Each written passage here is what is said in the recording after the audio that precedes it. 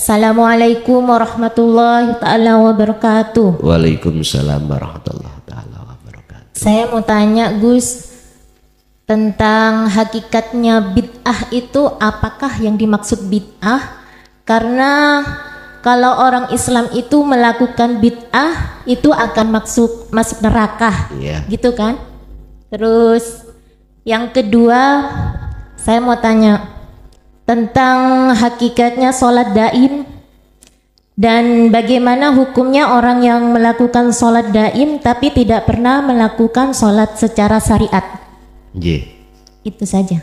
Oke. Assalamualaikum warahmatullahi wabarakatuh. Para pemirsa yang dirahmati Allah Subhanahu wa taala, pada kesempatan kali ini kami akan menyajikan sebuah tausiah dari Kiai Haji Mukhlason Rosyid atau Kuson dari Mojokerto. Semoga apa yang disampaikan oleh beliau bisa memberi manfaat bagi kita dan bisa menjadi pencerah perjalanan kita hidup di dunia dan di akhirat kelak. Semoga Kiai Haji Mukhlason Rosyid senantiasa diberikan kesehatan oleh Allah Subhanahu wa taala dan diberikan umur yang panjang sehingga dapat selalu membimbing kita ke jalan Allah Subhanahu wa taala. Amin ya rabbal alamin. Terkait masalah haji, panggilan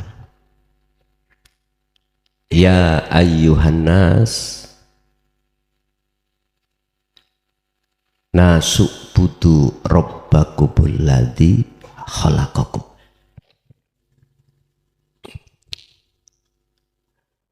Ini panggilan secara hakikat itu sebetulnya adalah terkait sebab ruhaniyah kita berkasih mesra dengan hayatadun dunia. Tapi secara syariat, mengapa itu yang dipanggil adalah orang-orang, tidak hanya orang mukmin yang dipanggil mukmin. Itu kan secara syariatnya. Wujudnya yang kesana itu hanya orang mukmin. Pandangan syariat, oke, itu kita maklumi, Pak. Kita maklumi. Tapi kalau mau untuk melihat pandangan hakikat, ini bersifat universal. Artinya seluruh umat manusia. Oke, mungkin kita bicara tentang bertemu terhadap Tuhan, bertemu terhadap sejatinya Tuhan. Itu bahasanya itu adalah kalimatnya Rob. Wa man kana yarju liqa'a Robbi. Rob ini kan Tuhan. Berarti untuk seluruh umat manusia. Ya ayyuhan nasu ubudu rabbakumul ladzi khalaqakum. Abudu ini boleh diartikan menghadap.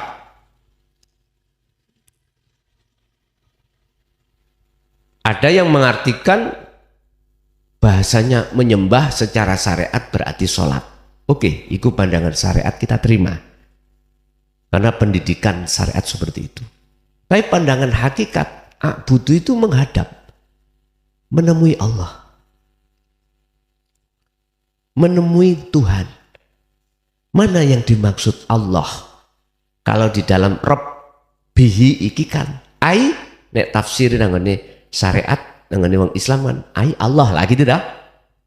Tapi boleh dong itu diartikan selain agama Islam namanya bukan Allah. Boleh-boleh saja. Wong bahasanya isim nakirah, Rob umum, Tuhan, berarti semua agama boleh. Cuman caranya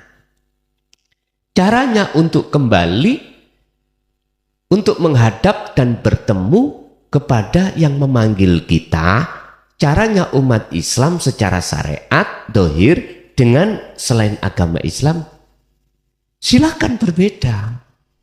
Monggo silakan berbeda. Kalau bahasa saya sih nasional, Pak. boleh Allah temui tidak hanya lewat di dalam sholat 5 waktu aja, tapi boleh jenengan temui Allah itu di segala hal aktivitas apapun. Saya tidak fanatik, enggak, segala hal apapun. Sebab kalau kita sudah masuk di ruangan Rob, Allah itu boleh dengan bahasa apapun. Tidak harus bahasa Arab. Tidak harus. Bahasa Madura bisa, Pak. Allah ya paham bahasa Madura. Buktinya, keakuan diri hidup dalam diri jenengan paham. Apa katan? Makan. Jenengan tak paham toh? Lah paham jenengan iku menunjukkan Allah paham.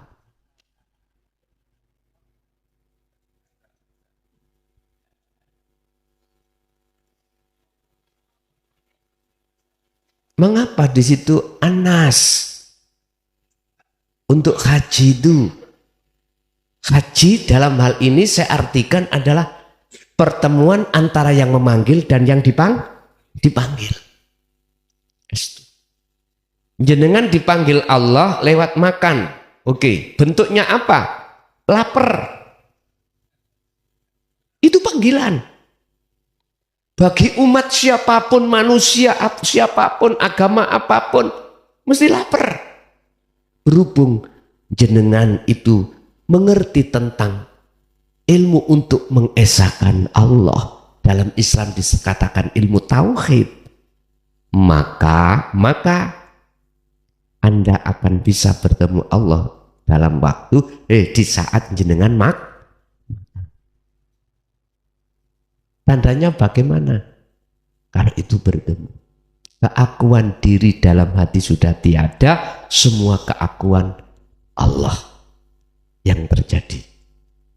Udah nikmatnya luar biasa di situ, Pak.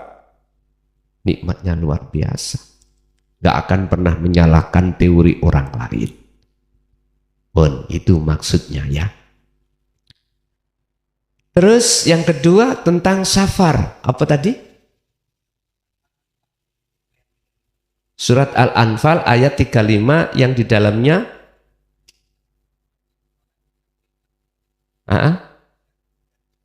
oh gitu. Mohon maaf nggih.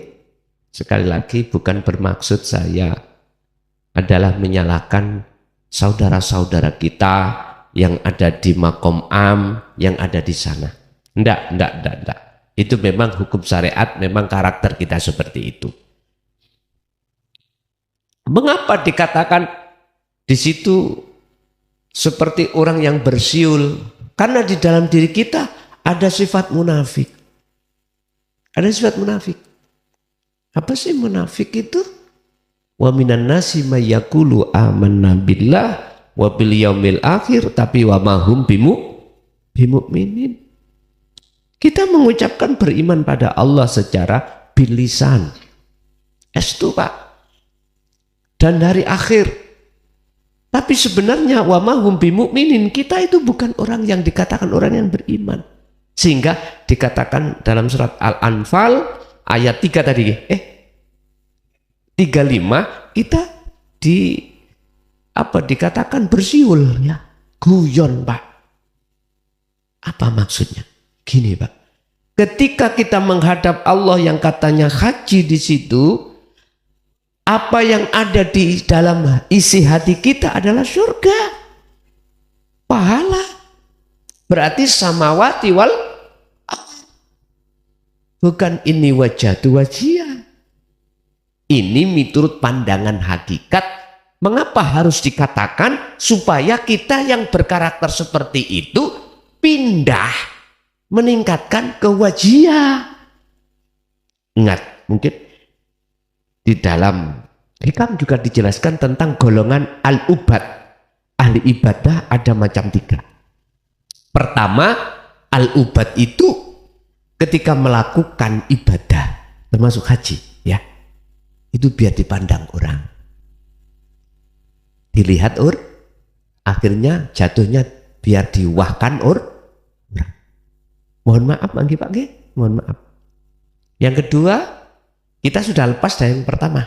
Yang kedua, kita masih punya tendensi dari Allah hadiah, pahala dan hadisnya jelas loh Pak. Haji mabrur itu tidak ada balasan yang pantas kecuali surga. Ini kan masih makhluk.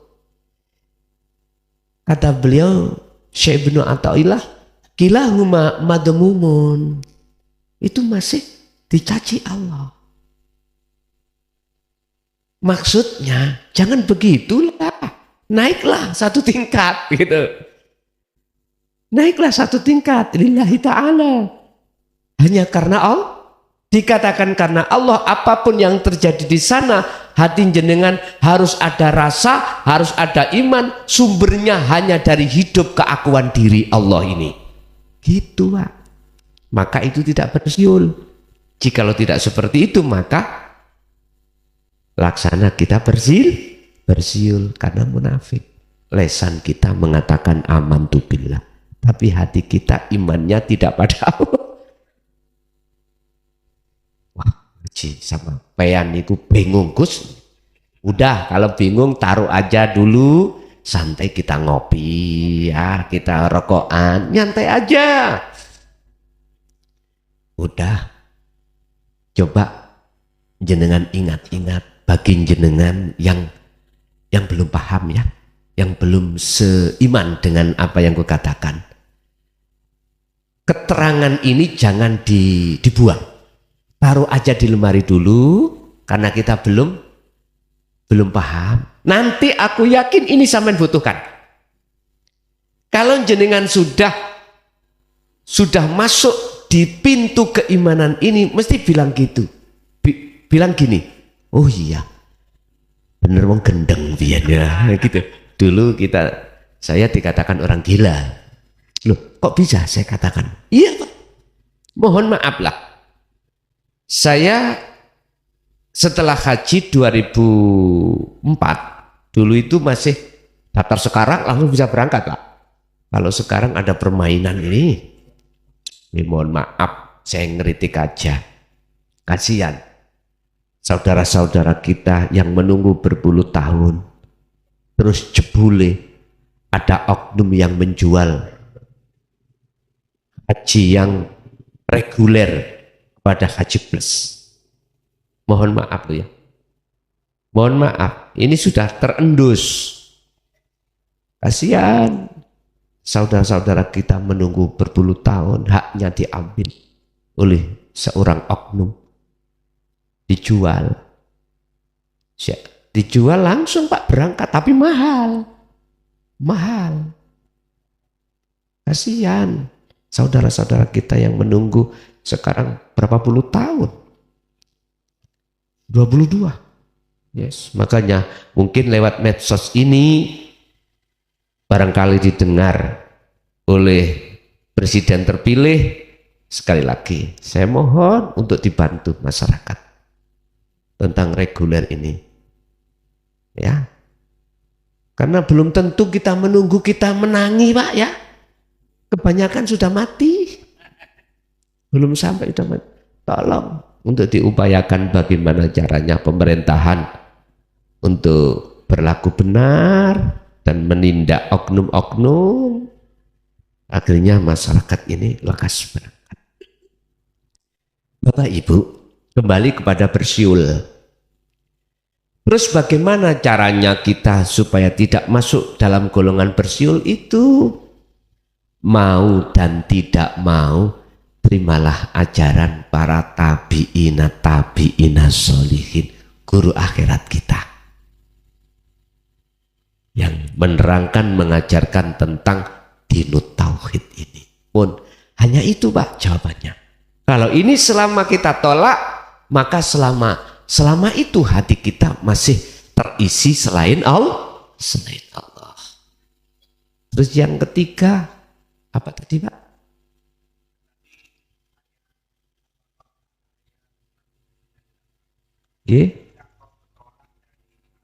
Arafah ya, Mas'alil Haram. Itu Apa maksudnya Mas'alil Haram secara hakikat? Gini, kita sebelum di Mahsyar, kita kan di Arafah ya.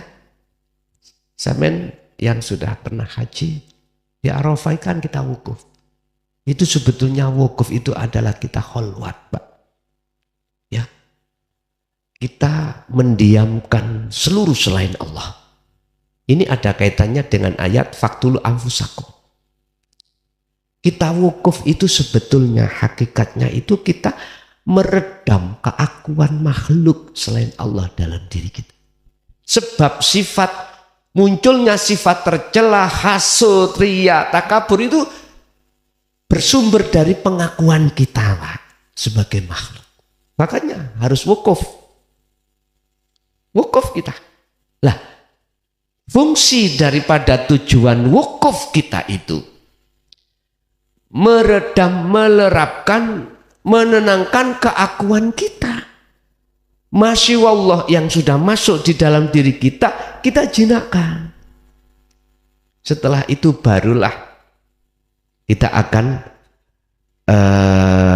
menghadapi yang jenengan maksud mau tadi apa? Masy'aril Haram. Itulah maksudnya pertemuan terhadap Allah, itu di situ. Makanya di situ tidak ada lagi kecuali jamarot. Ada proses jamarot di situ. Apa? Inilah detik-detik kekalahan nafsu di situ. Detik-detik keakuan diri lepas itu di situ. Makanya saya katakan seseringlah kita untuk menafikan diri kita yang disebut dzikir ketika kita itu berdiri atau duduk atau berbaring. Sebetulnya kita hakikatnya yang melakukan haji ini. Hakikatnya loh Pak, nggih. Tapi jangan diomongkan dulu mengapa kesana syariatis cukup ini haji hakikatnya. Nanti tambah runyam nanti ya. Jadi kita harus wukuf dulu, kita harus kholwat dulu untuk pelepasan diri. Tujuan kholwat atau uzlah kan itu meninggalkan keramaian. Berarti keramaian ini apa? Masih wallah kita tinggalkan. Udah, itulah uzlah. Itulah uzlah. Itulah wukuf maksudnya itu. Otomatis di dalamnya itu kan kita nanti akan disuruh untuk balang jumroh. Bismillahi Allahu Akbar. Nek sejarah Nabi Ibrahim kan sebelum beliau berkorban menyembelih Ismail, Nabiullah Ismail kan digoda oleh iblis. Akhirnya kalahnya iblis diantem batu lah, ngeten nggih. Iku aslinya maksudnya adalah kita itu menghantam dengan la ilaha illa ana tadi. Udah. Barulah dikatakan Mas'alil Haram, atau ada yang mengatakan min asrofil majalis. Itulah tempat yang disucikan. Berarti boleh dikatakan Baitullah, tempat rumah Allah. Bukan maksudnya Allah duwe omah, punya rumah, enggak. Artinya hati jenengan ini sudah tidak ada lain kecuali isinya hanya ingsun Allah. Kalau bahasa Nabi Musa itu fakotistam sakabil bilwadil muqaddasit atwa. Tempat yang disucikan disebut atwa, lembah yang disucikan atwa. Makanya Musa, lepaskanlah kedua sandal kamu sebab kau mau masuk lembah yang disucikan, disebut atwa. Ini surat Toha Pak, antara ayat 11 sampai ayat 14. Nah, ternyata yang dimaksud sandal ini adalah syirik. Syirik jali, syirik khafi, ya tah? Yes, kalau bahasa kita, kalau masuk ke masjid, sandal dua harus dilepas. Kita akan bisa bertemu Allah atwa. Nek cara jenengan Mas'alil Haram ketemu Allah, ya harus dilepas itu. Caranya harus wukuf. Yaitu faktulu anfusakum. Iki cara ekstrim Pak. Zamane Nabi Musa iku ekstrim faktul anfusakum. Maceduk niki. Ya, melepaskan keakuan dan muncul akunya Allah. Ya aku ya Allah, ya aku ya Allah. Allah ya Karim. Nggih. Ada lagi? Maka.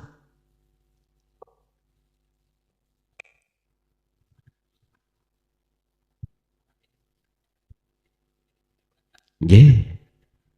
Nanti kalau 5 orang bapak-bapak, nanti setelah itu ibu Pak nggih, kita kasih kesempatan 5 bapak, habis itu ibu nanti.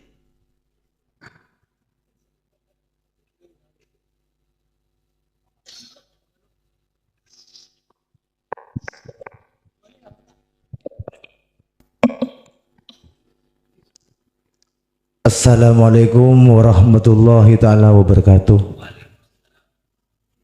Perlu digarisbawahi dulu Gus. Yang saya tanyakan adalah menuju jalan pulang.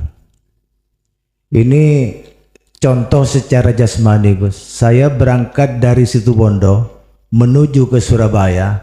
Itu harus melintasi beberapa kota. Misalnya Probolinggo, Grati, Pasuruan, dan seterusnya. Nah, kita kembali ke ini konon katanya Gus ya. Katanya ini alam itu berlapis 7. Bahwa kita ini semua pernah mencicipi di alam ketuhanan, yaitu alam ahadiyah. Lanjut ke alam ahadiyah, wahdah, wahidiyah, terus ke alam roh, alam misal, ajsam, sampai ke alam insan. Nah, ketika kita mau pulang Gus, secara tata krama, apakah langsung pulang ke Allah, apa lewat ke alam yang tadi itu Gus? Mungkin perlu penjabarannya Gus. Terima kasih. Assalamualaikum warahmatullahi taala wabarakatuh. Waalaikumsalam warahmatullahi wabarakatuh. Ketika wa inna ilaihi raji'un, tergantung Allah kita diperjalankan yang bagaimana. Apakah kita harus melihat, mengalami alam-alam sab 7 itu tadi atau tidak, urusan Allah. Kalau bahasa saya sederhana, kita menghadapi alam yang di situ disebut diringkas 7 tadi, alam mukasyafah. Dikatakan alam mukasyafah, alam di mana kita masih bertemu selain Allah. Apakah ketika kita pulang harus mengalami, melewati dan bertemu alam-alam tersebut? Itu urusan Allah. Bahasa jenengan kholwat suluk untuk wusul, apakah harus Allah menterjadikan jenengan bertemu terhadap alam-alam itu seperti kanjeng Nabi Muhammad Sallallahu Alaihi Wasallam ketika Mi'raj? Jawaban saya, tergantung Allah.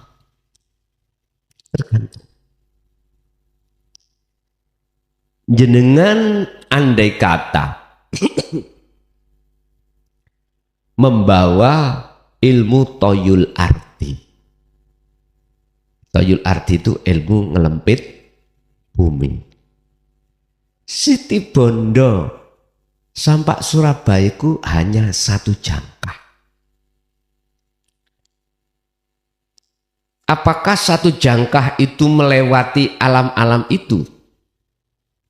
Ya, tapi enggak ngelewati. Ngelewati tapi enggak Waduh, tambah bingung mana saya. Artinya tidak melewati, jenengan tidak diterjadikan untuk melihat alam-alam itu, atau jenengan dari Situ Bondo, Probolinggo dan seterusnya. Enggak melihat itu. Ngoten. Ada yang pernah belajar toyul arti?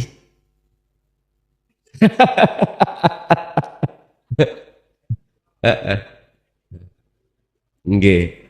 Kula getun, Mbah. Nate tapi getun. Nggih. Karena karmae mangkel kali kula dijatuhno nang Bengawan Solo. Getun kula. Ketemu getunnya itu kalau sudah melewati baru alah. Gini. Jadi bisa jadi itu nanti Allah tidak menterjadikan, bisa jadi menterjadikan. Hanya Rasulullah dawuh, kal barki kembalimu seperti kilat. Bahasa kita toyul arti. Monggo, boten napa-napa. Saya tidak menyalahkan jenengan ketika khalwat Solo itu terus dihadapkan Allah berbagai alam di dalamnya. Karena itu wewenangnya Allah. Dan Allah punya maksud. Allah punya maksud.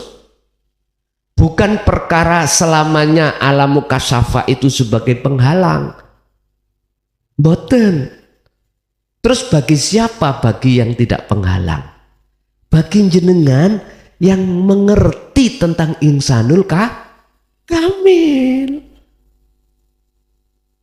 Naik-naik ke puncak gunung, tinggi-tinggi sekali, kiri kanan kulihat saja banyak pohon cemara. Jadi jenengan gak tenguk-tenguk ning gunung, mboten. Lanjut terus sampai tujuan jenengan sampai pada Allah. Ada yang tidak diperlihatkan, diterjadikan jenengan ketemu di dalam isinya alam mukasyafah. Kan gini Pak, ada 3 tuh. Mukhadoroh, mukasyafah, musyahadah. Musyahadah berarti wusul. Cara jenengan ketika sholat langsung diletakkan Allah musyahadah. Siapa yang bisa protes? Tadi saya katakan iki toyul arti faktulu anfusakum. Lepaskanlah akal kita dari urusan dunia disertai hati pelepasan diri. Mungkin bisa dibuka Al-Baqarah 54 wis sampeyan kecoki. Dalikum khairul lakum inda bari'ikum. Luwih baik seperti itu di hadapan Tuhan karena umur kita tinggal sedikit. Udah langsung aja. Tapi ya itu Pak, mohon maaf. Akhirnya itu seakan-akan tabrakan dengan hukum syariat.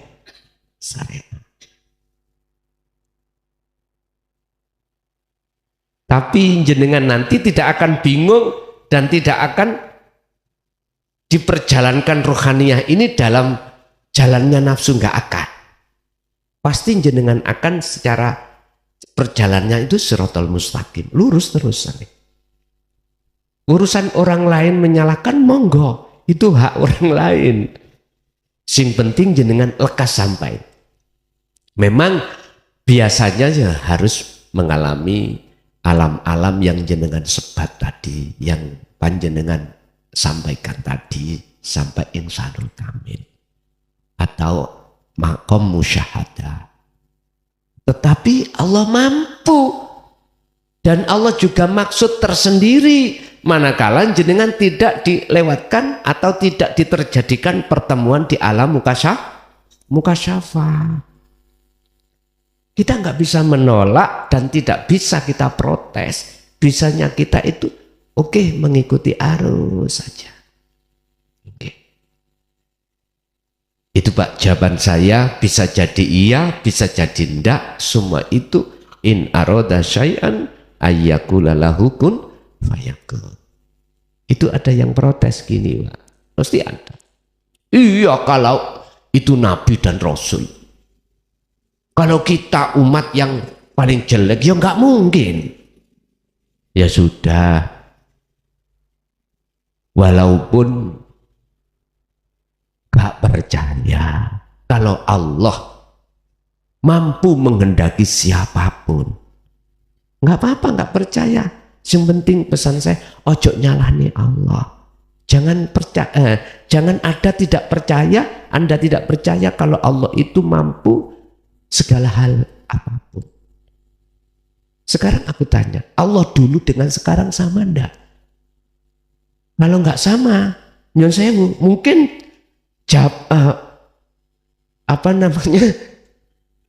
makolan jenengan bener. Tapi kalau Allah dulu dengan sekarang itu sama, siapapun yang dikehendaki monggo kersa, itu urusan Allah, kita enggak usah masuk ke ranahnya Allah. Sebab innallaha ala kulli syai'in qadir. Nggih nyun sewu, jenengan nggih mboten kula salahno karena pandangan jenengan memakai pandangan syariat. Tidak ada yang dimaksumkan kecuali Kanjeng. Tidak ada nabi dan rasul yang dimi'rajkan kecuali Kanjeng. Ya udah enggak apa-apa. Ngoten nggih.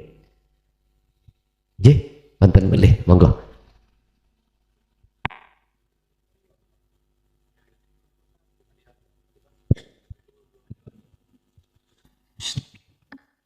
Assalamualaikum warahmatullahi ta'ala wabarakatuh. Ini pertanyaan dari Pak Sani Sugus.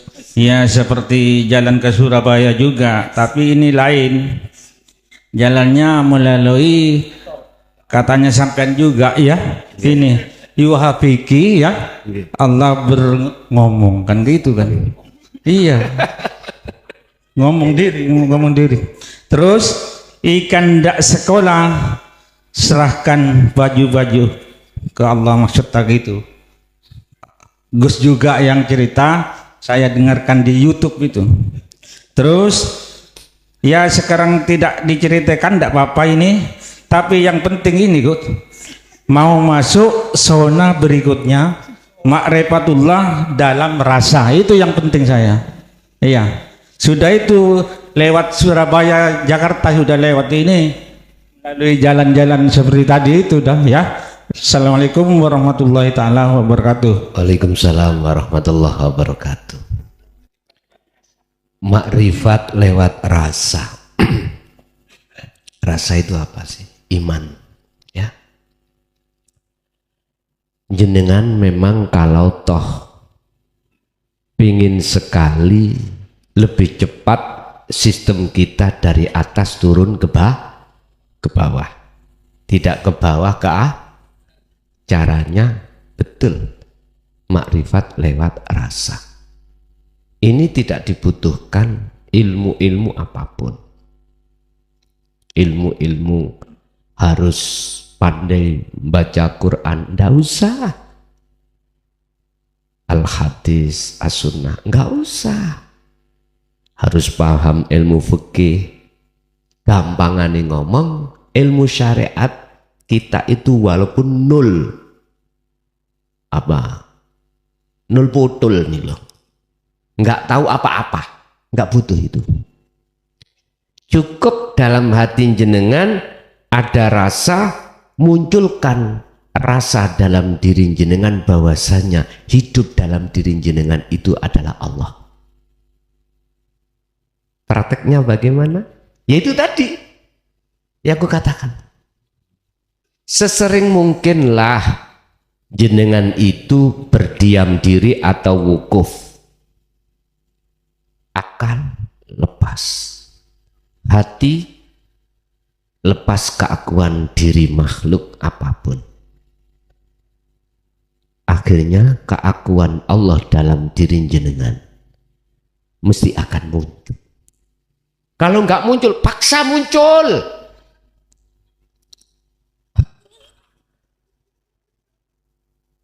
Cuman tadi saya katakan, itu sah muncul tatkala keakuan diri sudah tiada. Pun cepat nih. Nanti kan ada proses dalam hati jenengan itu maksep gitu Pak.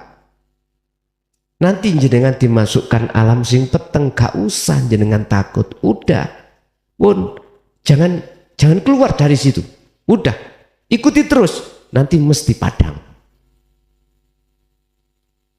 Kalau sudah keluar namanya padang, minad dzulumati ilan nur, udah pasti jenengan nggak akan pernah mau keluar.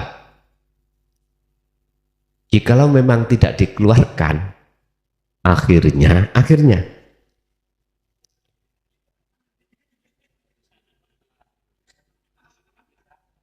ya sudah, kita ikut aja sampai sudah. Betul, itu nanti ada dua, Pak. Tidak dikeluarkan dalam keadaan kita sudah dijemput kematian, kita dikeluarkan tetap rohani hati sampai dalam keadaan terus terang benderang. Allahu waliyul ladina amanu yukhrijuhum minal zulumati ilan. Udah, walaupun jenengan dikembalikan lagi, posisi hati sampean selalu terang benderang. Jadi selalu makrifat pada Allah. Selalu makrifat. Jadi inilah yang dimaksud amal yang berlandaskan wujudu siril ikhlas. Amal itu bernyawa. Amal sampai bermakrifat. Yo ini lho Pak. Yang bahasa syariat Allah katakan di dalam kitab Ihya, ceritanya Imam Ghazali, bukan sholatmu Ghazali, bukan karena ibadah-ibadah yang lainnya kau kumasukkan ke rahmatku, bahasa syariat surga, hanya karena ketika saat kau menulis mushaf Ihya, kau biarkan yang namanya lalat meminum mangsi di asbab. Sepele Pak nggih. Padahal itu tidak sepele. Beliau makrifat pada Allah. Ada lagi, sepanjang hidupnya 21 melakukan zina.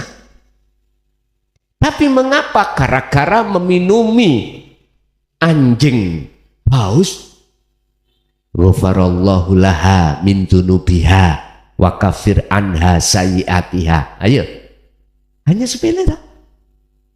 Padahal perilakunya kan, kalau kita bicara zina kan sudah mentok Pak nggih. Tapi mengapa di situ kok ya? Gara-gara ngombeni guguk anjing paus. Jangan yang dimaksud mengasih minum itu bukan makrifatnya itu pada saat itu.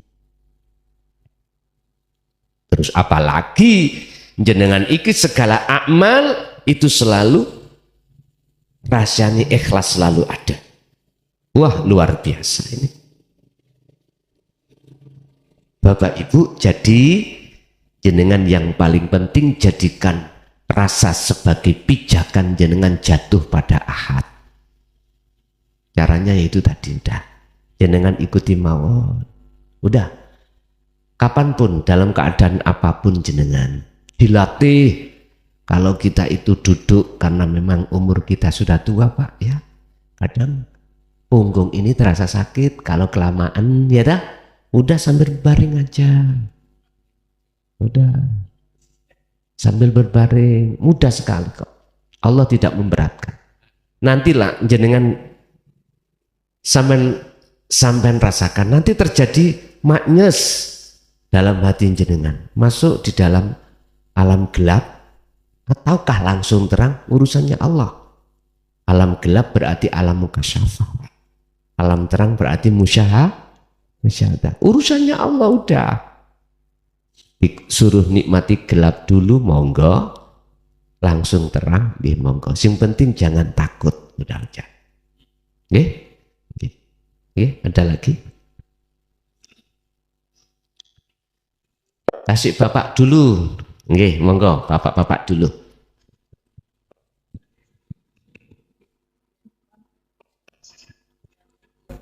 Assalamualaikum warahmatullahi wabarakatuh.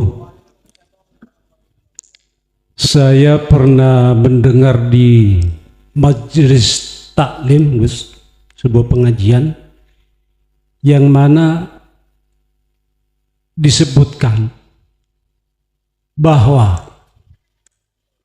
semua ulama-ulama hakikat sepakat semuanya tuh. Apa yang disepakati? Bahwa Al-Quranul Karim yang turun kepada Nabi Muhammad itu tidak ada suara, tidak ada tulisan. Itu semua ulama-ulama hakikat sepakat semua sudah. Pertanyaannya, Gus, loh, kok bisa Nabi Muhammad itu paham, ngerti, tahu betul, padahal tidak ada suara, tidak ada tulisan yang turun kepada Nabi Muhammad? Biar kami tidak salah persepsi, biar kami tidak salah berpendapat, biar kami tidak salah berkeyakinan, mohon dijelaskan sejelas-jelasnya. Terima kasih. Waalaikumsalam warahmatullahi wabarakatuh. Waalaikumsalam warahmatullahi wabarakatuh. Itulah firman Allah yang tersirat. Ya. Sebelum tersurat, beliau terlebih dulu sudah mengerti apa yang tersirat. Mungkin kalau boleh saya katakan, itulah Al-Quranul Qadim. Sebelum turunnya wahyu Allah yang tertulis, mulai dari Jabur, Taurat, Injil, terakhir Al-Quran, itu sudah ada.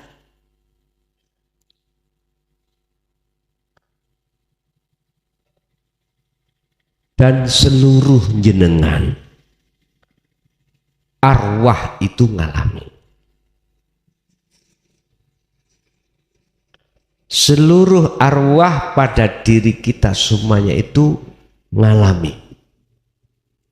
Mana dan kapan mungkin kita bisa untuk mengambil dalam satu firman Allah dalam Al-Quran terkait alastu birabbikum qalu bala syahidna. Itu belum ada tulisannya, belum ada tulisannya.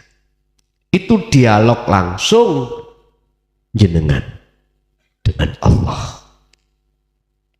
Nah, tidak jauh berbeda apa yang dimaksud dari beberapa ahli tahqiq. Ahli tahqiq tadi adalah ulama-ulama hakikat ya, yang mengatakan bahwasanya Rasulullah sebelum Al-Quran itu diturunkan, beliau itu sudah paham terkait masalah Al-Quran yang tidak bersuara dan tidak itu maksudnya adalah yang tersirat. Lah, ayat-ayat yang tersirat itu, kalau boleh saya katakan, itu juga di dalam tertulis dan tercipta. Tercipta contohnya isi daripada apa di dunia. Satu contoh, Allah kasih pelajaran kita tentang masalah tanaman kelapa. Kita menanam paling tidak 25 tahun baru berbuah. Di situ apa maksudnya? Apa sepet ya? Apa kulitnya itu apa namanya? Sepet ya, oke. Terus masuk ke dalam lagi apa? Batok. Itu bentuk pandangan maksud daripada makom-makom syariat thariqah. Masuk ke dalam lagi degan, kelapa ya, oke. Hakikat lah, nyatanya hakikat wujudnya makrifat. Itu rasa di dalam kelapa itu berarti kita sebut santan ya, santan. Ini kan sebetulnya ayat yang tersirat yang ada di dalam tercipta. Coba nanti kalau saya sudah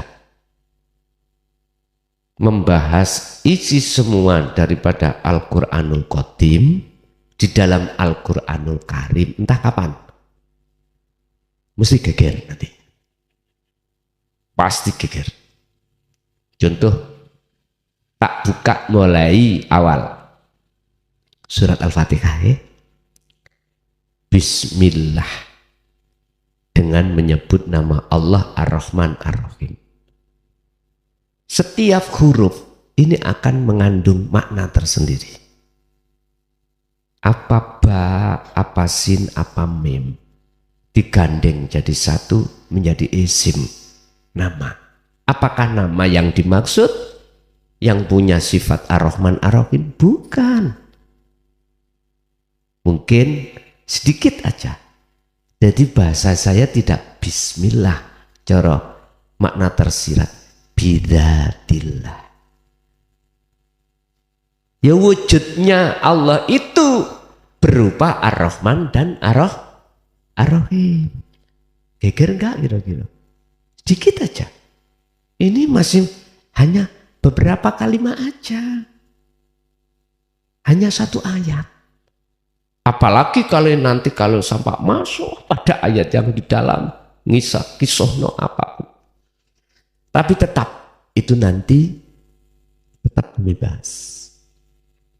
Urusan umat manusia terima atau tidak saya membuka Al-Qur'anul Qadim. Saya pikir buri udah. Dampaknya pasti andartahum amlan tundirhum layu, pasti layu minum. Tapi sedikit sekali yang nantinya percaya. Enggak apa-apa, semuanya itu semata-mata untuk supaya umat Islam khususnya dan umat manusia naik tingkat di mata Tuhannya itu. Umpama kita umat Islam biar gak iman aja, biar ihsan ada di situ. Berhubung banyak yang salah faham, akhirnya menjadi tidak faham, muncullah gejolak-gejolak. Ya udah, nggak apa-apa. Jadi betul Pak, niku ulama ahli tahqiq, ahli hakikat sepakat terkait masalah wahyu yang Allah jatuhkan pada Rasulullah berupa Al-Qur'anul Karim itu tidak tertulis, tidak bersua bila ismin wa kalamin wa lafdin. Maksudnya apa? Itu Al-Qur'anul Qadim. Itulah kalau sekarang ayat-ayat Allah yang tersirat di dalam hati. Lah, Al-Qur'anul Qadim itu ada di mana? Hanya ada di dalam hati seorang hamba yang Allah kehendaki. Siapa? Hati yang sudah mukhlishina lahuddin. Hati yang sudah bersih dari segala hal apapun selain Allah. Akhirnya tampak dan nyata. Keluarlah ini berupa keterangan. Dan keterangan inilah yang dibutuhkan umat manusia. Mestinya begitu. Sehingga ketika jenengan membaca Al-Qur'anul Karim, itu maksud hakikatnya itu paham. Mungkin jenengan buka dalam surat Ali Imran ayat 7. Di situ disebutkan terkait masalah firman wahyu Allah yang bertafsir muhakamah dan mutasabihah. Niki. Apa muhakamah? Tafsir-tafsir yang jelas, yang secara syariat harus kita ikuti. Jelas. Jelas contohnya apa? Contoh misalkan, udah yang namanya sholat wajib dilakukan, ya jelas sudah. Puasa, haji jelas. Tapi ada al-mutasabihat. Lah ini Pak, wa ma ya'lamu ta'wilahu illallah, disebutkan yang mengerti maksud takwilane, artinya ayat-ayat yang bersifatkan mutasyabihat ghaibiyah itu maksudnya kemakrifatan. cuman Allah. Barang siapa yang hatinya condong mengikuti itu, maka tersesatlah dia. Nah, siapa yang dimasukkan tersesat buat siapa? Yang mengikuti siapa? Gini Bang, kita akan mau melaksanakan nyun sewu, tiru-tiru orang yang jadab sungguhan, kita niru-niru. Wong kita nggak ngerti kok. Malah kita yang kesasar.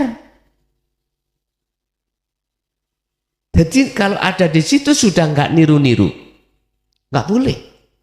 Hanya Allah. Maksudnya hanya Allah gimana? Kalau di dalam diri jenengan sudah kefanaan diri jenengan, berarti sih ngerti siapa? Allah. Betul toh? Termasuk di dalamnya ayat mutasabihat alif lam mim. Lah niki. Makanya sampai buka tafsir apapun yang bersifatkan muhakamah, apakah tafsir Jalalain, tafsir Munir, tafsir Mundir, Ibnu Katsir, jawabannya cuman begini. Yang tahu al-muraduhu bihi illallah, yang tahu cuman Allah. Ya sudah gitu aja.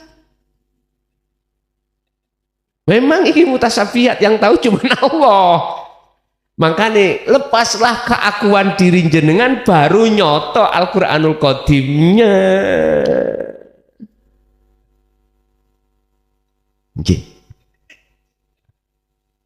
Wonten boleh ada lagi? Bapak kurang setunggal, oke? Assalamualaikum warahmatullahi wabarakatuh. Waalaikumsalam warahmatullahi wabarakatuh. Ada 2 pertanyaan Gus. Yang pertama, sepanjang saya mengikuti pengajian jenengan bahwa manusia itu tidak punya kekuatan untuk melakukan sesuatu kecuali dari izin Allah. Artinya dia tidak punya kehendak kalau Allah tidak mengizinkan. Tapi ketika saya pernah ikut suatu Zoom, di situ dikatakan bahwa manusia punya free will, artinya punya kebebasan berkehendak untuk melakukan sesuatu. Di sini kan ada kontradiksi Gus, yang saya bingungkan dari pendapat sisi apa tadi, Qadariyah dan Jabariyah kalau nggak salah Gus. Saya bingung itu. Penjelasannya bagaimana Gus untuk mematchkan 2 pendapat itu gitu loh. Yang kedua, di Al-Quran disebutkan barang siapa yang bersyukur akan ku tambah nikmatnya. Yang saya tanyakan, bagaimana cara bersyukurnya kita dari pandangan sisi hakikat dan ma'rifatnya Gus. Matur nuwun Gus penjelasannya. Wassalamualaikum warahmatullahi wabarakatuh. Waalaikumsalam warahmatullahi wabarakatuh. 2 makalah itu tidak akan ada kontradiksi dan tidak membingungkan kalau kita pakai 2 kacamata. 2 makalah itu tidak akan ada gap kontradiksi jikalau kita pakai 2 kacamata, 1 kacamata pandangan hukum syariat dan yang kedua hukum hakikat. 1 dikatakan hukum hakikat benar. Kalau manusia itu tidak bisa punya apa-apa. Allahu khalaqakum wa ma ta'malun. La haula wa la quwata illa billah. Jelas hakikatnya. Tapi kalau pandangan syariat, ada istilah hak manusia itu. Hak memilih. Seakan-akan kita punya hak memilih. Ini benar menurut syariatnya. Benar. Sehingga kita itu, manusia itu punya hak memilih beriman atau tidak beriman. Inilah letak berlakunya hukum syariah. Dan ini proses yang kita alami. Kapan itu? Sejak kita masuk dalam dunia akil balik atau dewasa, memang seperti itu Pak. Berarti benar makalah ini miturut hukum syariat. Nah, sebab syariat itu kacamatanya memandang makhluk. Contoh, siapa BB yang ngasih belanja jenengan? Ya pamanmu. Ini benar miturut pandangan syariat. Karena syariat memandang makhluk. Makhluk punya hak untuk memilih, untuk mengatakan benar miturut pandangan syariat. Bahwasanya manusia itu ada pilihan. Diterangkan kok di dalam Al-Quran, ada surga, ada neraka. Ya dah. Jikalau sami'na wa atokna surga, sami'na wa asoina berarti neraka. Ini kita bicara di pandangan syariat benar, sudah benar. Tapi harus kita matkan ke hakikat. Kita matkan. Kita gadukkan ke hukum hakikat bagaimana. Dijelaskan di dalamnya bahwasanya manusia itu tidak punya hak apapun. Itu dijelaskan semata-mata supaya kita itu purun dan mau lekas menuju akad, gitu loh Pak. Aslinya ada di situ. Kalau sudah di akad, maka berlakulah hukum bahwasanya selain Allah tidak punya hak apapun. Akhirnya dalam hati ngomong, ya yang kasih uang saya ya Allah. Tapi lesan berkata paman. Berarti ini sinkron. Miturut syariat ya tidak tabrakan. Hakikat hati jenengan berakhlak ilahiyah, datang Allah tidak dolim. Betul.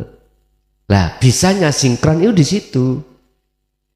Ini tidak akan pernah sinkron Pak, manakala hanya pakai kacamata satu saja. Kacamata satu syariat aja, ya jelas tabrakan, gap. Kalau kita pakai kacamata hakikat saja, jelas gap. Biar gak gap, biar gak gap loh ya, biar gak gap. Jenengan ini secara dohiriyah sifat basariyah, secara batiniyah sifat basiroh. Titik wis. Yaiki corot orang itu membawa pacul diletakkan di rumah, ya dah, ditakoni buat apa pacul ini? Buat mencangkul, biar bermanfaat. Aslinya yang bermanfaat itu bukan paculnya, tapi innallaha bikulli syai'im muhit. Sesungguhnya Allah itu melimputi atas segala hal apapun. Oleh karena adanya Allah itu di dalam pacul, maka seakan-akan pacul itu bermanfaat. Padahal dikatakan dalam surat Maidah, kalau nggak salah ayat berapa saya lupa, bahasanya gini, malakum dzarrau wala naf'an. Perkara selain Allah itu tidak bisa mendatangkan mudorot atau manfaat. Pacul mboten saged, tidak bisa memberikan manfaat berupa menggemburkan tanah. Tapi bahasa syariat, iya, sebab wujudnya ya Pak, pacul. Bahasa hakikat, bukan. Ya Allahnya, diwujudnya Allah, ya pacul. Dohir, ngoten lho. Bingung ya? Mboten bingung. Lagilah, mungkin dalam surat Al-Qasas ya, 56 kalau nggak salah ya. Ini langsung Rasulullah loh ya, nggak main-main loh ya.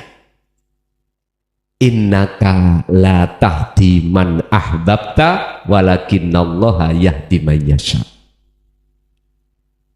Sesungguhnya kaum Muhammad, ini Allah nih ya, langsung Rasulullah, mukhotobe langsung Rasulullah, kan nggak main-main Pak ya. Kah kembali kepada Rasulullah. Innaka sesungguhnya kaum Muhammad ikulah tahdi man ahbabta. Tidak bisa memberikan petunjuk kepada orang lain sekalipun orang dekatmu, orang yang kau cintai. Istri, anak beliau, sahabat dekat. Loh, terus siapa yang memberikan petunjuk kita? Lah kan ya? Ditegaskan walakinnallaha, lan tetapi ini, akan tetapi yang bisa memberikan petunjuk itu adalah Allah, yang Allahnya ada di diri beliau Muhammad. Terhadap siapa? Mayyasha, hamba yang dikehendaki. Kalau kita bicara mayyasha yang Allah kehendaki, apa harus orang dekat? Lah mboten toh, seluruhnya. Inilah yang kujadikan ayat dasar hujah. Jenengan bibinau taklim lewat YouTube jauh dari saya. Nek Allah menghendaki Anda untuk faham dan sampai ke makrifat, sah sudah. Udah. Karena bukan saya. Semuanya Allah. Udah. Tentang syafaat juga begitu. Az-Zumar ayat 44, Rasulullah disuruh mengatakan, Muhammad, kul, katakan Muhammad, lillah asy-syafa'atu jami'an, tentang syafaat seluruhnya itu milik Allah. Katakan Muhammad, syafaat itu milik Allah, bukan milikmu. Artinya apa Pak? Syariat ngomong Pak, kita oleh karena melihat makhluknya beliau Kanjeng Nabi, seakan-akan beliau yang memiliki syafaat. Padahal Allah, yang Allahnya ada di Muhammad. Lah gitu loh maksudnya. Allahnya ada di Pacul. Akhirnya Pacul seakan-akan bisa bermanfaat. Lah, biar gak tabrakan Pak, ya ngomong ning secara lesan tetap ngomong Pacul. Tapi cara hati jenengan keakuane Allah. Akhirnya Pacul tidak menjadikan syirik khafi dateng jenengan kali kula. Kita bukan tergolong orang yang menyekutukan Allah dengan Pacul. Bebas, wama ana minal musyrikin. Sebab apa kita tidak termasuk golongan yang menduakan Allah? Karena rohaniah kita ini wajah tuas wasia. Iki lho Pak, wajah Allah iki lho, iki wajah Allah. Jelas nggih? Nggih, Ibu saya kasih kesempatan. Oh, yang nomor 2. Oh, bersyukur. Gitu. La in syakartum la azidannakum wa la in kafartum inna adzabi lasyadid. Maksud syukur hakikatnya itu bagaimana? Supaya bisa makrifat. Sebab ayatnya, jikalau kau bersyukur kepada Allah atas nikmat yang diberikan, maka akan ditambah. Tapi jikalau kau mengingkari kesyukuran itu, nikmat Allah, azablah yang amat pedih yang diturunkan pada kita. Itu maksudnya syukur bagaimana? Oke, bahasa syukur kalau dalam Al-Quran wujud lafate alhamdulillah. Syukur kita pada bahasa Indonesia terima kah? Terima, ngasih, menerima, ngasih. Hakikatnya bagaimana? Oke. Kalau toh puja, puji itu alhamdulillah utawi sekabai, semua puja dan puji kita lillahi, hanya milik Allah. Ketika kita secara syariat boleh mengucapkan alhamdulillah, tapi secara ruhaniah jenengan lepas diri dari segala hal apapun selain, udah, yaitu hakikatnya. Akhirnya bisa sampai makrifat. Sehingga ketika kita mendapatkan rizki secara syar'i, entah rezeki tentang masalah jelas, kalau rezeki ijad sudah, imdad ini yang setiap saat dan waktu kita terima, kelangsungan hidup, kita sudah lepas makhluknya, otomatis keagungan Allah. Inilah hakikatnya syukur. Berarti syukur, dalam syukur bisa kita jadikan sebagai kendaraan bertemu Allah. Makanya di situ ayatnya la azidannakum, tak tambah. Berarti jenengan ditambahi fasilitas-fasilitas untuk bertemu Allah. Ibu saya kasih kesempatan kalau ada, monggo. Assalamualaikum warahmatullahi wabarakatuh. Gus, saya mu'alaf. Saya mau tanya, orang tua saya kan beda agama. Apakah ketika seorang ibu itu mengatakan hal yang sekiranya itu dalam tanda kutip mengutuk anaknya karena beda keyakinan dengan mereka, apakah doa dari seorang ibu itu akan dikabulkan sama Allah? Itu aja Gus, terima kasih. Assalamualaikum warahmatullahi wabarakatuh. Waalaikumsalam warahmatullahi wabarakatuh. Miturut versi Al-Quran, versi ya, nanti saya ungkap dari sisi syariat dan hakikatnya. Siapa ya yang disebut mukmin dan siapa yang disebut wong sing ingkar atau disebut wong kafir? Kalau versi syariat ini, kalau menurut saya kurang puas karena masih menyalahkan orang lain. Tapi tetap saya ungkap biar jenengan nggak salah paham. Yang dimaksud orang mukmin adalah orang-orang yang percaya bahwasanya Tuhan itu adalah Allah. Innallaha huwa rabbi wa rabbukum. Sesungguhnya Allah itu Tuhanmu lan Tuhanku. Ini kan sik nama Pak ya, nama. Oleh sebab itu fa'budu. Kalau sudah masuk fa'budu harus lepas nama ini. Kalau sudah masuk ke ranah hakikat berarti tidak boleh kita itu fanatik dengan nama. Juga tidak boleh fanatik dengan bahasa atau suku atau bangsa. Tak boleh. Harus kita parkirkan dulu. Sebab fa'budu itu adalah madepe ruh menyang Allah. Madepe ruh menyang urip lewat pangrosok, lewat iman. Nah, disinilah Pak, iman itu bisa dibedakan antara hakikati orang mukmin dan orang kafir. Berarti tidak mendiskriminasikan individu. Enggak. Individu dalam hal apapun, agamanya dan lain sebagainya. Enggak. Karena ini sudah apa? Sudah kita tanggalkan.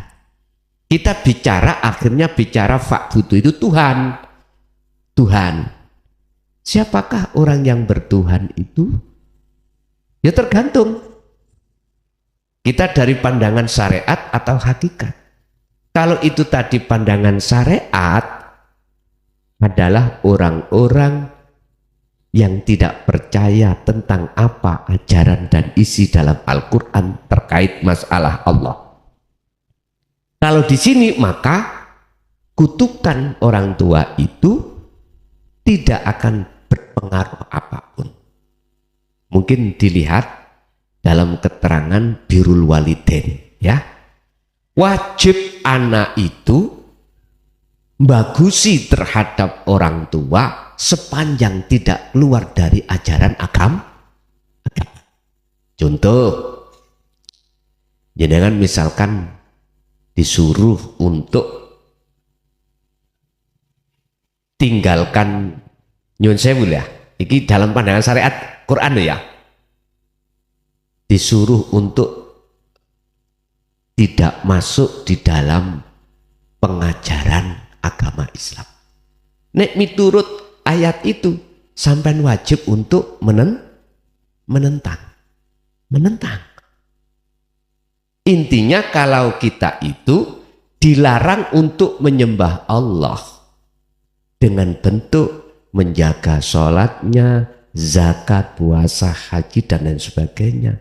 Apabila kita dilarang itu, kita wajib untuk menentang. Karena beda agama, beda keyakinan di dalam versi syariat. Ini jenengan gak apa-apa, berarti kutukan orang tua terhadap jenengan itu tidak ada artinya. Bagaimana pandangan hakikat? Nah ini, kalau pandangan hakikat itu kita sudah lepas dengan ikatan-ikatan secara status dohir, agama, keyakinan, nama, ini sudah kita letakkan. Terus di situ orang tua mengutuk. Pertanyaannya, ketika mengutuk itu dalam jiwa hati seorang orang tua itu, apakah sudah lepas keakuan diri atau enggak? Ini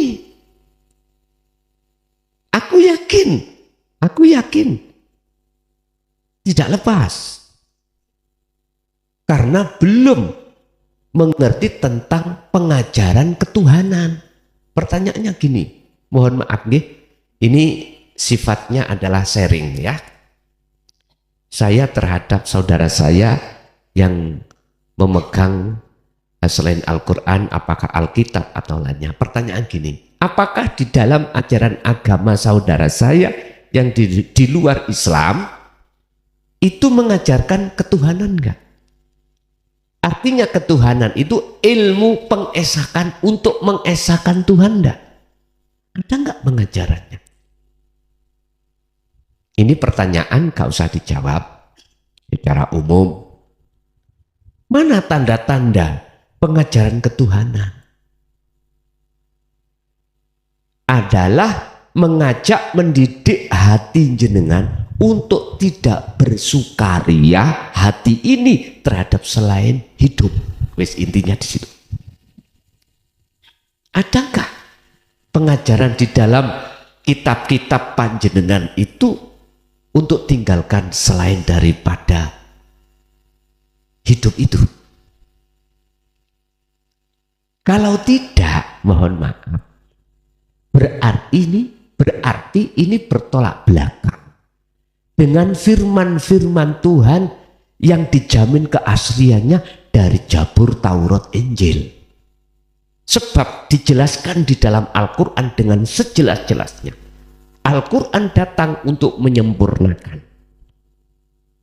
Mengapa disempurnakan? Apakah firman-firman Tuhan sebelum Al-Quran itu enggak sempurna? Sempurna, Pak. Sempurna. Cuman ada tangan-tangan, mohon maaf, yang tidak bertanggung jawab inilah yang akan merubah makna arti daripada firman tersebut. Akhirnya diperlukan namanya didatangkan Al-Quran. Makanya sifatnya Al-Quran adalah untuk menyempurnakan. Sekarang pertanyaannya, apakah di dalam Al-Quran itu ada indikasi perubahan? Iya, menurut pandangan hakikat.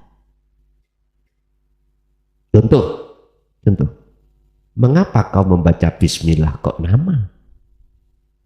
Ditekankan karena nama. Padahal itu nama adalah kulit. Aku tanya, mohon maaf sekali lagi, jenengan pernah tak membikin jangan lodeh? Pernah ya? itu jelas jenengan iku mendatangkan namanya santan. Ya tak? Apakah benar rasa yang muncul itu karena kulit sepetnya?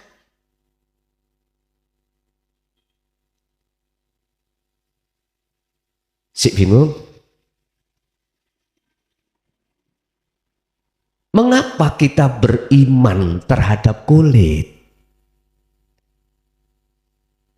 Makanya iman kita tidak akan pernah ihsan manakala kita masih muter-muter aja di kulit. Kita tidak akan menganggap terasa Allah dekat manakala kita tidak jatuh pada hakikat makrifat. Tidak bisa. Allah jauh. Akhirnya kita sembrono, berbuat dolim, berani. Karena Allah terasa jauh. Sama dengan gini, saya pakai sepeda motor tanpa helm, berani saya. Padahal ini melanggar lalu lintas. Lampu merah tak sikat. Karena apa? Saya tidak merasa ada polisi. Coba kalau jenengan tahu polisi melihat kita, nggak akan berani, Pak. Nggak akan berani. Maka ditanya, ketika kita nerobos lampu merah, oh polisi yang delik, polisinya sembunyi, kita langsung ditangkap. Mengapa kamu kok berani tidak pakai helm? Karena saya tidak tahu kalau ada polisi. Iya, Pak. Mohon maaf, saya yakin jikalau belum ada pengajaran, menurut sistem ya, belum ada pengajaran ketuhanan, siapapun kita, apapun agama kita, dalam diri hati kita masih merasa ada selain Allah. Yang bisa ini, bisa itu, punya ini, punya itu. Jikalau munculnya dawuh apa mang jenengan kutukan itu selain daripada Allah, nggak sah. Nggak sah, Bu. Jangan takut. Nggak sah. Sebab yang bisa kualat, ya, yang bisa malati, yang bisa mendatangkan mudorot atau manfaat cuman Allah. Yang maksud Allah itu ada hidup dalam diri jenengan. Jenengan yang sudah duduk di dalam keagungan Allah. Ingat, ada beberapa ayat dan beberapa surat yang menjelaskan, kalau nggak salah hanya 12, terkait masalah bahwasanya selain Allah tidak bisa memberikan manfaat atau menolong atau memberikan mudorot bahaya selain Allah. Yang dimaksud Allah bukan nama.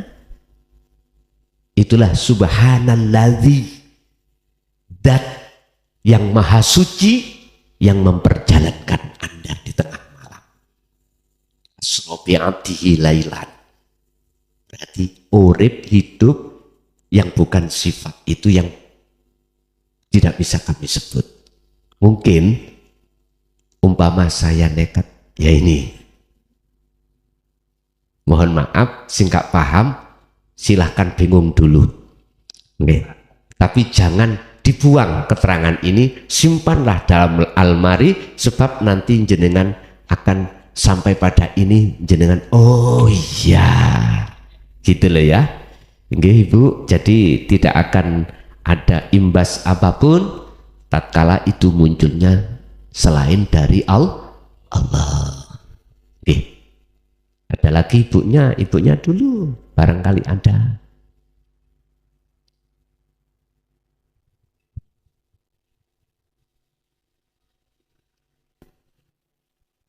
Assalamualaikum warahmatullahi ta'ala wabarakatuh. Waalaikumsalam warahmatullahi ta'ala wabarakatuh. Saya mau tanya Gus, tentang hakikatnya bid'ah itu apakah yang dimaksud bid'ah? Karena kalau orang Islam itu melakukan bid'ah itu akan masuk neraka, gitu kan? Terus yang kedua, saya mau tanya tentang hakikatnya sholat daim. Dan bagaimana hukumnya orang yang melakukan sholat daim tapi tidak pernah melakukan sholat secara syariat? Nggih. Itu saja. Oke. Assalamualaikum warahmatullahi ta'ala wabarakatuh. Waalaikumsalam warahmatullahi wabarakatuh. Al bid'atu dhalalah adz-dhalalatu finnar. Makna daripada bid'ah adalah sesuatu yang tidak pernah dilakukan kanjeng Nabi secara syar'i dulu. Zaman Rasulullah, mohon maaf ya nggak ada mic ini, nggak ada, nggak pernah. Rasulullah dahar dengan sendok, nggak pernah Rasulullah itu pakai sepeda motor atau sepeda pancal, nggak pernah. Pakai mobil itu juga nggak pernah. Adanya onta, keledai atau kuda lah gitu toh. Apapun, siapa yang melakukan yang Rasulullah tidak pernah lakukan itu bid'ah. Udah, mohon maaf sekali lagi, pandangan syariat kalau kita itu bicara bid'ah khilaf sampai kapanpun, saling menyalahkan. Enggak pernah Rasulullah habis sholat terus wiritan. Ada yang begitu mengatakan. Terus ada orang yang habis sholat wiritan disebut bid'ah. Enggak pernah tahlilan, enggak pernah tiba sholawatan, enggak pernah bid'ah. Tapi mohon maaf, jenengan habis sholat terus megang HP. Gak bid'ah tadi. Kita kalau bicara dari pandangan syariat nggak ada habisnya Pak. Gegeran terus.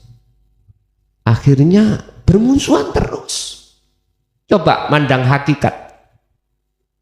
Apa sih yang dimaksud bid'ah secara hakikat?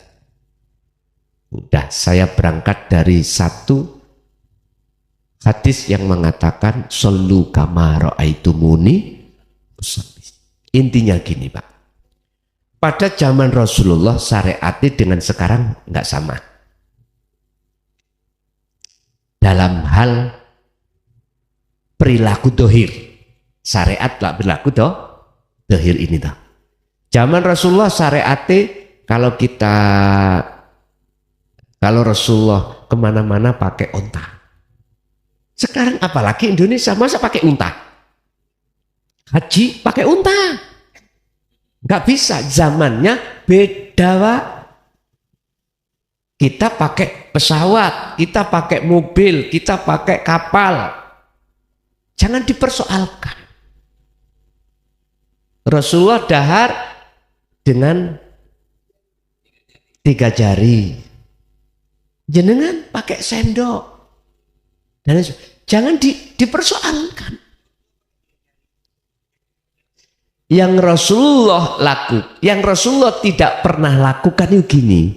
Apapun perkara lakukan beliau secara fisik, nggak pernah ruhaniyahnya itu jauh dari Allah itu.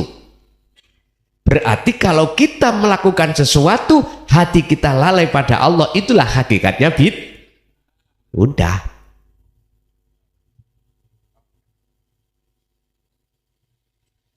Mengapa demikian? Supaya umat manusia ini, umat Islam khususnya, biar tidak ribut mempersoalkan fisik, dan juga biar ribut naik bagaimana hati selalu ingat pada Allah.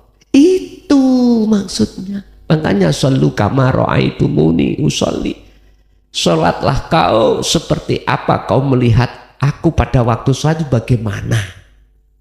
Jadi nggak pernah diterangkan sholatnya Rasulullah itu hatinya itu wajah tuh terhadap samawati wal ard, mesti terhadap wajihiyah. Lo ngaten lo.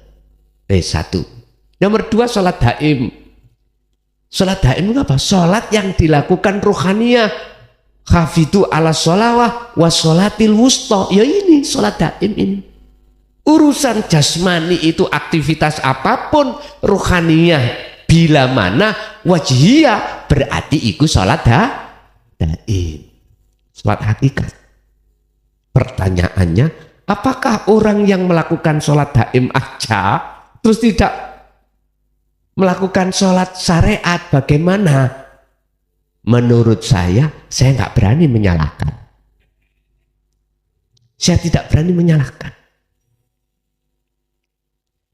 Karena ayatnya wa ma khalaqtul jinna wal insa illa liya'budun.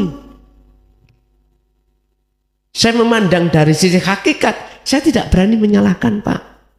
Karena segala aktivitas apapun yang beliau lakukan, ruhaniyahnya itu duduk di tajalli. Duduk di tajalli. Beda kalau mandang saya dari sisi syariat. Beda. Ayatnya juga jelas.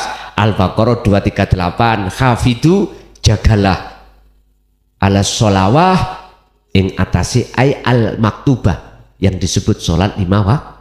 Jagalah berarti kewajiban. Tapi lupa kita ada wassolatil wusta. Jadi di situ nggak putus. Ada wawu ataf menyambung, menyertakan wassolatil wusta dan sholat tengah. Ini nek sampean lihat dari Al-Qur'anul Karim tafsirannya, ada ulama yang mengatakan asar dan lain sebagainya. Bukan. Lihat di dalam Al-Qur'anul Qadimnya. Itu sholat daim. Sholat yang dilakukan ruhaniyah, menghadap pada Allah. Ini makanya jangan heran kalau sholatnya sopo wae, bah kiai, bah santri, bah tukang maling, bah tukang gak maling, waktu sholat ya isinya samawati wal ar. Gak bisa, Pak. Kawan khusyuk gak bisa. Gak usah ditutup-tutupi, konangan sendiri kok. Sebab innallaha ya'lamu ma fis sudur. Apalah Pak kalau kita itu nutup-nutupi? Apa manfaatnya? Justru kita malah semakin jauh pada Allah. Orang yang baik itu bukan orang yang selalu berbuat baik. Orang yang baik adalah orang yang berbuat jelek, mengakui kejelekannya, dan untuk ke depan tidak berbuat jelek. Nah itu. Jadi Bu, kula mboten saged nyalahke jikalau kula mandang dari sisi hakikat. Mboten salah, karena dia itu memakai sistem majetubun, mungkin pakai sistem apa? Illa liya'budun. Tapi kalau si syariat harus dijaga ini. Setelah itu waqumu lillahi qanitin, jagalah itu dengan khusyuk. Nggak bisa kita sholat 5 waktu khusyuk, nggak bisa kalau al-wustonya tidak disertakan. Mboten saged. Tetap isine wedhus sapi, apalagi nih ajeng belean ya. Yang ketepatan kita itu ada indikasi darah rendah, wedhus Pak, diarep-arep. Tapi kalau kita punya darah tinggi, sapi. Allah ya karim. Oke, Ibu masih ada? Ada lagi Bu? 3 lagi Bu. Assalamualaikum warahmatullahi wabarakatuh. Waalaikumsalam warahmatullahi wabarakatuh. Nun sewu Gus, mungkin saya sudah terlalu banyak bertanya. Cuman ada satu hal yang sering saya pikirkan, bahwa semua perbuatan itu kan perbuatannya Allah Gus. Semua Allah. Terus bagaimana dengan sifat Allah yang maha adil? Sebab Allah memberi hidayah kepada orang yang dikehendaki diberi hidayah. Ada juga orang yang dimakomkan untuk tidak diberi hidayah. Terus letak keadilan Allah itu di mana? Sementara saya sering mengikuti dari para ahli ma'rifat, bahwa yang orang-orang terpilih itu hanya sekian persen aja, bahkan dikatakan hanya 1% orang-orang yang terpilih untuk mendapatkan hidayah tentang ilmu tauhid atau ilmu ma'rifat. Itu pertanyaan saya Gus, matur nuwun. Assalamualaikum warahmatullahi wabarakatuh. Waalaikumsalam warahmatullahi wabarakatuh.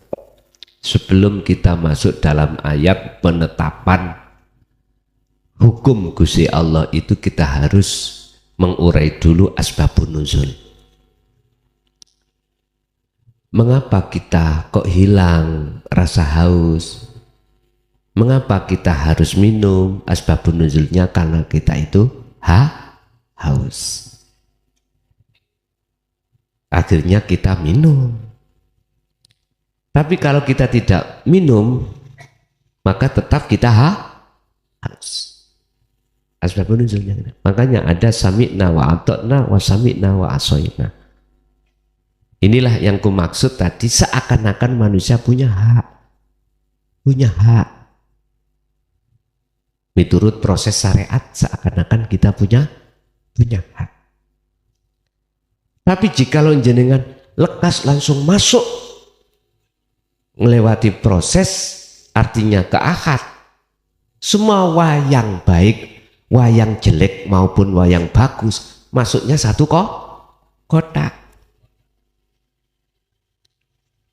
Itu masalahnya kalau sudah ke akad lah gitu toh. Makanya katanya Abu Nawas, Gusti kula mboten pantes, saya enggak cocok kalau dimasukkan surga karena dosa saya terlalu banyak, dan juga saya tidak kuat kalau dimasukkan neraka. Berarti solusinya diampuni terlebih dulu. Ngoten lho, politiknya ngoten. Politiknya gitu. Jadi Bu, letak keadilan Allah justru satu disesatkan, satu diberikan petunjuk. Asbabun nuzulnya apa? Nah ini kita urai. Mereka yang disesatkan karena sami'na wa asoyna, mendengarkan tapi tidak percaya alias mengingkarinya. Terus yang diberikan petunjuk, merekalah asbabun nuzulnya sami'na wa ata'na, mendengarkan, beriman, lalu mengikutinya. Lah inilah letak, kalau kita mau bertanya dan tahu letak keadilan Allah di situ. Letak keadilan Allah di situ. Padahal kita makhluk-makhluk ya sama hamba Tuhan. Mana letak keadilan? Ya itu tadi kita urai asbabun nuzulnya. Kalau kita tidak mengurai asbabun nuzulnya, maka mesti masih ada pilih kasih. Tahu pilih kasih? Adil dan tidak adil. Boleh kita menuduh Gusti Allah itu pilih kasih. Coba kalau kita masuk ke hakikat, udah, oh iya benar, Allah Maha Adil. Diletakkan yang namanya, mohon maaf ya, kalau mangga itu sudah tua, terus rasanya itu manis, itu letak adilnya Allah. Mangga itu kecut karena mudah, itu letak adilnya Allah. Udah. Jadi ada mangga itu tadi manis dan asam, itu atau kecut, itu bentuk adilnya Allah. Lah bagaimana caranya antara asam atau kecut sama manis? Itu la farqa bainahuma, tidak ada bedanya, masuk ke rasa. Kalau sudah masuk ke rasa, ketemu hidup, oh iya sudah. Sehingga miskin jenengan tidak menjadikan tambah jauh pada Allah. Mohon maaf, kayanya jenengan tidak menjadikan penghalang kepada Allah. Pun aman-aman saja. Itulah ciri kekasih Allah. Inna auliya Allah la khaufun alaihim wa la hum yahzanun. Alhamdulillahirabbil alamin. Demikianlah tausiah dari Kiai Haji Mukhlason Rosid, yang mana beliau adalah pengasuh Pondok Pesantren Jaya Baru yang terletak di daerah Mojokerto, Jawa Timur. Tepatnya yaitu ada di Kecamatan Bangsal, Desa Sumbertebu, Jalan Perjuangan, Gelonggongan. Beliau adalah ulama sufi, ulama tauhid yang mengajarkan ilmu-ilmu tauhid dan tasawuf yang mana dalam ilmu ini juga berkaitan dengan ilmu leluhur Jawa yang mengutamakan ajaran kebatinan atau ilmu ruhani. Dan ilmu tasawuf tauhid ini mengajarkan supaya manusia tidak tersesat nantinya. Tahu sejatinya diciptakan itu harus bagaimana, dan ketika sudah meninggal harus ke arah mana jalannya.